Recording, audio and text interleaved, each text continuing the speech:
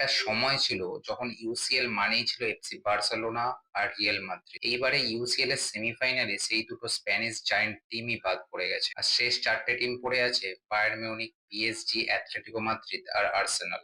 এর মধ্যে যদি আমরা প্রথমে পিএসজির কথা বলি, পিএসজি কিন্তু আগের বারের চ্যাম্পিয়ন, অর্থাৎ ডিফেন্ডিং চ্যাম্পিয়ন হয়ে খেলছে তারা। লিভারপুলের মতো ইউরোপিয়ান জায়ান্টকে 4-0 হারিয়ে তারা সেমিফাইনালে কোয়ালিফাই করেছে। পিএসজির সব থেকে স্ট্রং বিষয় হলো তাদের ফ্রন্ট লাইন, ডেমবেলে, কভারাৎসকেলিয়া, এদের যে স্পিড এবং মিডফিল্ডে ভিটিনিয়ার মতো প্লেয়ার আছে, যে কোনো সময় ম্যাচ ঘুরিয়ে দিতে পারে। বায়ার্ন মিউনিখের যদি কথা বলি, বায়ার্ন মিউনিখ কিন্তু যথেষ্ট এই ইউসিএল এর দাবিদার।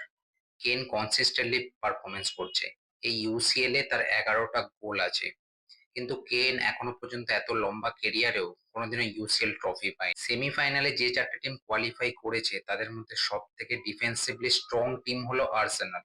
কিন্তু শুধু ডিফেন্স নয়, আর্সেনালের যে ফ্রন্ট লাইন, সাকা, মার্টিনালি, এদের মতো ফ্রন্ট লাইন খুব কম টিমের কাছেই আছে।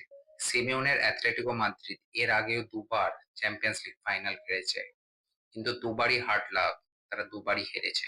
এবারে সেমিফাইনালে তাদের কাছে বড় চ্যালেঞ্জ হলো আর্সেনালের মতো ডিফেন্সিভ টিমকে কি তারা ভাঙতে পারবে। আর্সেনাল ডিফেন্সিভলি যথেষ্ট স্ট্রং, সেই টিমকে ভাঙা, তাদের মধ্যে পাস করা, থ্রু পাস বের করা কিন্তু কঠিন ব্যাপার। সেটা কি সিমিওনের টিম করতে পারবে?